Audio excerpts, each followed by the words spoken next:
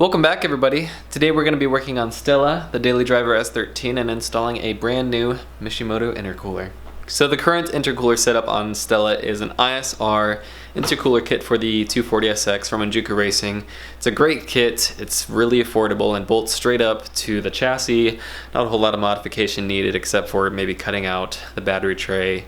Yeah, I think it's just the battery tray to get it installed, maybe deleting your washer fluid reservoir to make it the pipes fit. But after all the daily driving use that this car has seen, the mounting tabs have worn out, unfortunately. Some of you might be able to tell straight away that this intercooler is not mounted correctly, or in fact at all, to the car. And for those of you who don't maybe see that, I'll go ahead and give you a demonstration. That's about where the intercooler should be. Got all this wiggle room, which is terrible for the engine because essentially without these mounting tabs mounted to the chassis, the intercooler is basically hanging on the it's basically hanging on the intake manifold on that side of the engine and the exhaust manifold on this side of the engine. That's a lot of weight to be tossing around when this car is going down the road. It's a lot of stress added to that, and that can cause cracks, it can cause intercooler couplings to be cause them to wear down quicker. So the next thing to do obviously is to replace this, and that's why we've gone to a Mishimoto unit up top. I'm not knocking ISR at all. They make a great full kit for you to just jump in immediately and start driving your car. This is actually the second one I replaced after my first incident with Carol, so I'm just looking to move up and look for something a bit more sturdy in the mounting bracket area that'll hold up to some daily driving abuse.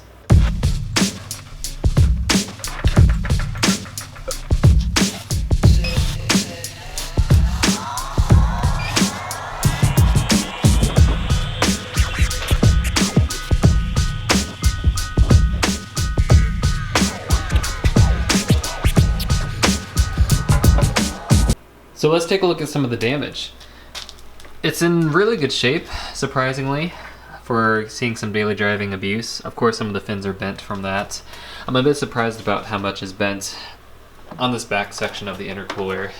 I think it looks pretty clean in there. Not a whole lot of oil that I can see.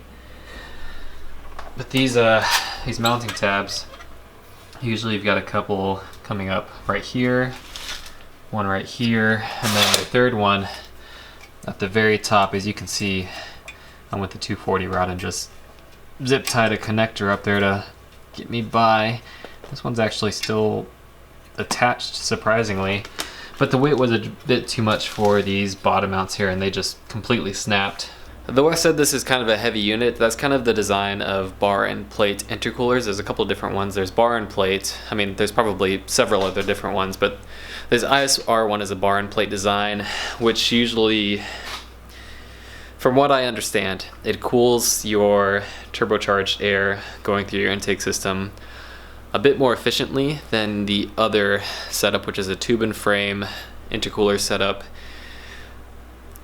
Tube and frame style intercoolers are much lighter than your bar and plate designs. They're not as efficient, but work really well for daily driving cars, applications where you're not really pushing a lot of boost. For my car, I decided to stick with the bar and plate intercooler design simply because though I'm still running an OEM plus turbocharger from an S15, I'm still pushing a bit more boost than stock, and though the motor's built, I just want to make sure I'm getting the coolest air that I can into that engine. So yeah, if you're looking for more weight savings in the front end, then tube and fin might be your go-to, but I've opted to stay with the bar and plate design because I still find that the car turns in really well and we're not chasing any crazy lightweight numbers here. So I want to share a little bit of a DIY tech tip with you guys. Not really complicated or anything like that, but as a cheap beginner starter DIY mechanic, I use a lot of hand tools on my car. I'm in fact a little proud to say that I've built a lot of this car with normal hand tools, not a lot of power stuff.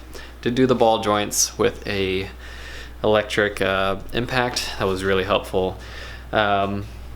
That being said, sometimes it does get to be a bit of a drag and take quite a bit of time unscrewing bolts with your hands. Having ratcheting wrenches is nice, but even that still takes quite a bit of time. So I know power tools are expensive, impacts are expensive, but at the very least, I think all people should at least have a drill. I just have this Black & Decker one right here. It's really useful, of course, for drilling holes and stuff. But if you go to Harbor Freight sells an adapter kit for most power tools. It's like a little bit, something like this actually. It goes into your drill and it'll adapt. I bought a 3-piece kit. It adapts anything from 1/4-inch sockets to 3/8-inch sockets to even 1/2-inch sockets if you're feeling brave. But they do a great job in speeding up the process. I can attach any socket that I need to undo a lot of the parts that I need to get to on my car. Really useful stuff. If you haven't invested in a set, it's like $4, and really you can't beat the extra time savings that goes into this. As much as I love wrenching, it's less time wrenching on the car and more time daily driving my car, going through all the drive-thrus and getting to work that I do.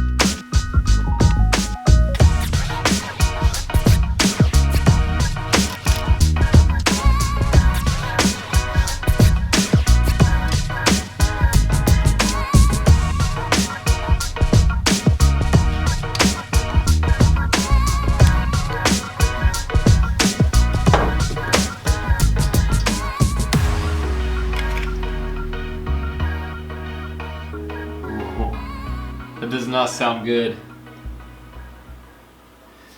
Oh my god. No!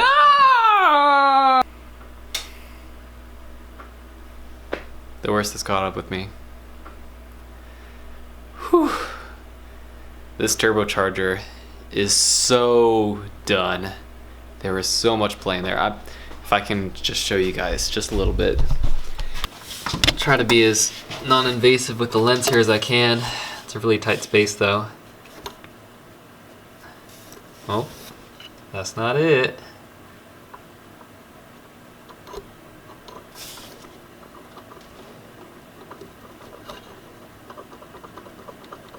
I don't know if you guys can hear that light knocking. This is up and down play, side to side. Here is back and forth play.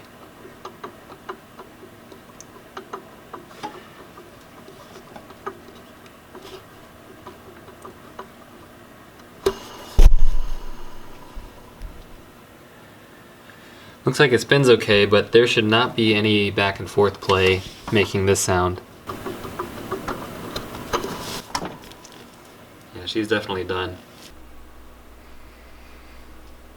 On the bright side, we still needed a Mishimoto intercooler. That's going to be very helpful. And still on the bright side, maybe a new turbocharger will fix all of the problems I've been having with this car. On the other side, it's still going to be a little expensive. Ah! Honestly, I should have known like 2 or 3 years ago when I got this car dynoed at Streetcar Takeover from LSX Killer. The car was making some pretty supercharger-like sounds, which isn't a good thing to come from a turbocharger. You don't want any of the whiny whine noise. You just want those nice whooshy whooshes. Luckily, this isn't the most expensive turbo in the world to replace. They're quite common. You can still order them. They're around $1,000, give or take. So yeah, we'll get to that. But in the meantime, I don't have time to mess with the turbocharger for now. I still have to try to get this intercooler mounted so there won't be so much flex and so much load on the manifolds, so because I don't want anything to crack. I don't want anything to happen with this car. I still love it. We're gonna get through it. We're gonna get done what we need to get done, you know, as professionally and as backyardish as we can get by with. You know, it is a bit of a shame that we can't just bolt up this T3 turbo that we have in the back here. It's a huge turbo. I'm not sure that I might want to run it on this car. I think it might be a little too laggy for what I like. I like responsiveness, responsive mid-range, and a little bit of power up top. This is a bit too much probably power up top and not quite the low end and mid-range that I need for a daily driving vehicle like this. So in comparison, the Mishimoto intercooler seems a bit taller. As far as the actual core itself goes, it's just slightly larger by maybe a few mil, so relatively the same size width-wise. The end tanks, however, are a bit smaller on the Mishimoto unit, shorter-wise. I would say that's about, let's see, you gauge for yourself here. I'd say that's about 4 inches short, maybe. Ask me how I know. So I think all in all, this Mishimoto intercooler is going to fit up just perfectly with the rest of the intercooler piping we have. I know there's a size and difference as far as the intake port and the outtake outlet for the ISR intercooler. The Mishimoto is, I believe, 3 inches on either side, so all we'll need is an adapter coupler to match this up with the piping that we currently have with the car, which seems to be in pretty good shape.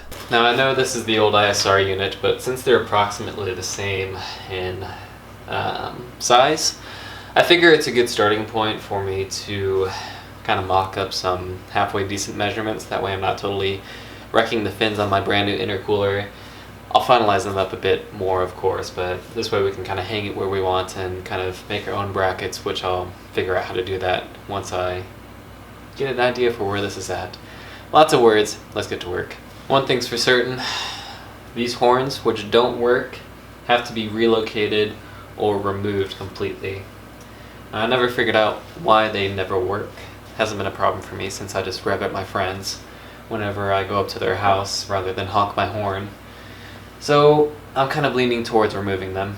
Now that I have a general idea of where I want the intercooler mounted, I'm going to go ahead and go to the parts store in the morning and grab some bare metal brackets, mock something up, and see how I like it from there. So we'll come back to it in the morning. Back from the store, all I think I really need is this plated steel, this flat steel. Measures about 1 inch by 3 feet, and it's 12 gauge steel, so I think it's going to be strong enough to hold this intercooler up, which is quite heavy, but it should do the job. I also had to get a anvil slash vise. The vise is the part that I really need to hopefully bend these brackets in a way that'll correctly mount this intercooler for my application. But I didn't go with anything crazy, just a simple 3-inch anvil, just so I can hold that little plank of steel and bend it. That should be plenty for what I need. I'll likely have leftovers, but it's always good to have leftovers rather than being too short. Now I don't quite remember if I mentioned this before, but I think I'm going to be using some of the, well, a couple of the old ISR intercooler mounting brackets to make the whole process a little easier. We've got 2 of these lower brackets, which are actually quite thick, and they seem sturdy enough to hold this intercooler up. They haven't bent at all from the old intercooler, so I think we're going to stick with these and just make a short little plank to walk across a little bit. As for up top, I don't think we're going to be sticking with the center hood latch mounting area that ISR usually uses. I think I'm going to try to mount it where the horns are for the headlight support brackets. We're going to have to, as I said before, either remove these horns or remove them entirely. And because this is a street car, even though these horns don't work at all, I still would like to keep them, so I think I'm just going to bend these back a little bit, and we'll make a bracket that comes out and out to our intercooler.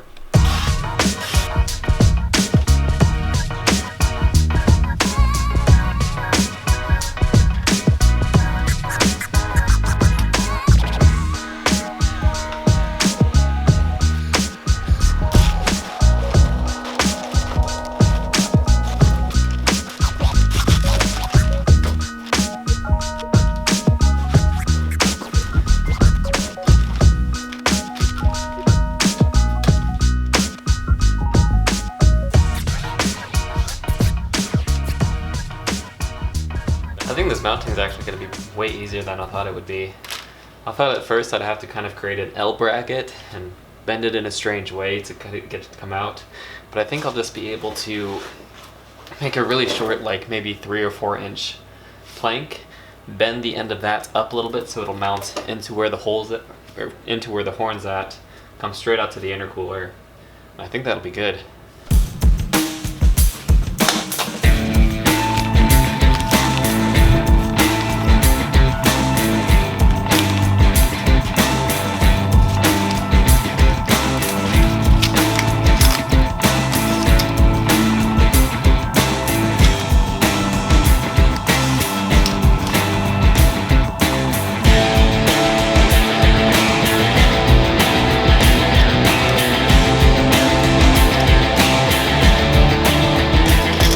Now that we have our plated bar measured out, we can go ahead and cut our bar with our Sawzall that we have. There's better options to cut it, but at least I'm wearing my safety glasses, and the vise is secure. It's not moving around at all. Definitely not just gonna hold it with my foot and go at it with the Sawzall or anything like that. On a serious note, definitely don't try this on your own.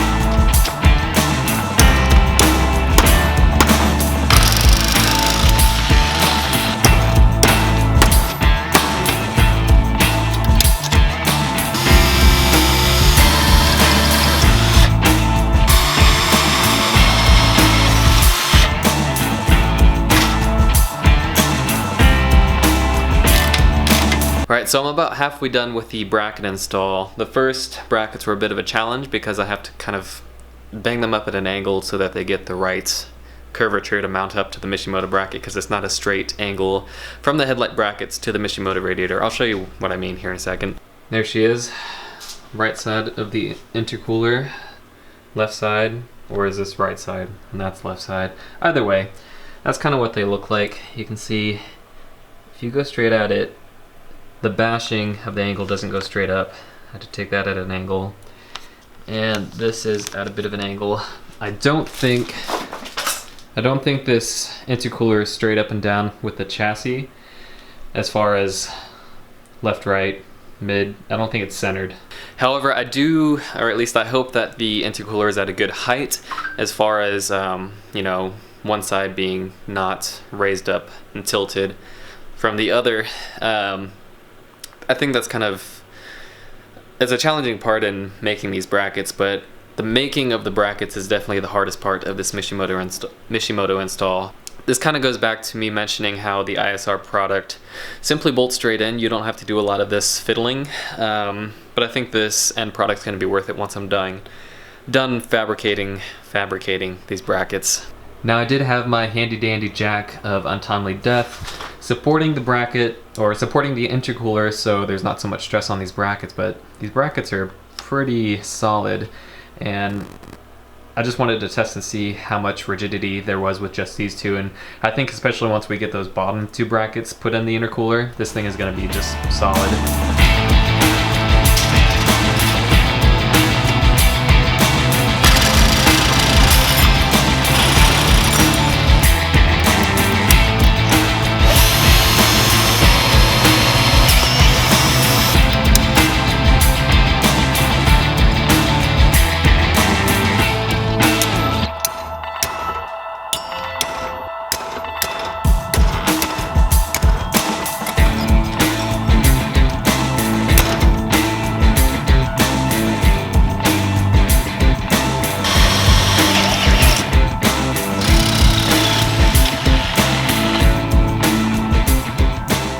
So we have the intercooler finally mounted in the car. All 4 brackets are on. This thing is pretty sturdy.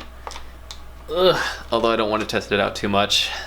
I think it feels better. Well, obviously it feels a lot better than the last one did, but even when I mounted the new one, the new ISR, when I mounted the ISR intercooler when it was new, this feels even a bit more sturdier than that. I know the brackets before were really bendable and maneuverable, hence that should have clued me in as to maybe their strength down the road, but we're facing that now. Now all I have to do is reassemble all the intercooler piping. So there we have it, the car is put back together, we've got the intercooler pipes on, intercooler is mounted. Surprisingly enough, the ISR, well, it's not really that surprising, but the ISR intercooler pipes fit up pretty well to the Mishimoto intercooler. There is a bit of finagling you have to do because the Mishimoto unit's a bit more narrow than the ISR unit, so some of the pipes are in a weird orientation, and some of the intercooler couplings are quite a tight fit, but I made them work. Not going to start it yet because I'm avoiding starting all this car at all as much as I can because, you know, turbo problems. All in all though, I'm quite happy with how it turned out. Things hooked up. I'm leaving the plastic on so I can keep it as new as I can for as long as I can.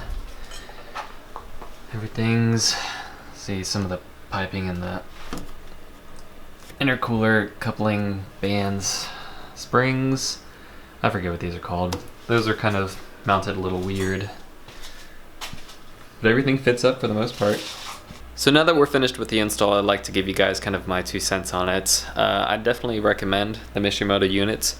It's a pretty solid unit, and because of the mounting brackets that I've added on there, I think they're going to hold up a bit better to daily driving abuse. If you're looking to daily drive your 240SX for some reason, which I highly recommend against, the brackets are strong because I made them that way, and so it's kind of up to you to fix that failure point, which I came across in my build so far. Other than that, if you're looking for a more straightforward install, I might recommend the ISR unit as it's a more inclusive kit, but I think the Mishimoto quality is there. And if you do go the Mishimoto route, you're definitely going to need at least a vise, some hammers, a drill. A drill's going to make things so much easier. Those are my 2 cents though. So that's it for this install video. I'd kind of like to touch base with you guys on why I've been absent for 6 or 9 months or however long it's been. Really, I've just been working a lot and trying to finish up school. I did graduate in December, so, you know, yay me. But I'm looking forward to making a lot more videos for you guys. I've got some exciting, super exciting plans coming up. Maybe not just for the car, but maybe a change of scenery. So really looking forward to making a lot more videos for you guys, posting a lot more. I've missed posting videos, making videos. Felt kind of empty without it, but really glad to be back. Hope you guys are looking forward to more content because there's going to be a lot more coming your way. Thank you all for watching and sticking around. I'll catch you all on the next video. Have a great day.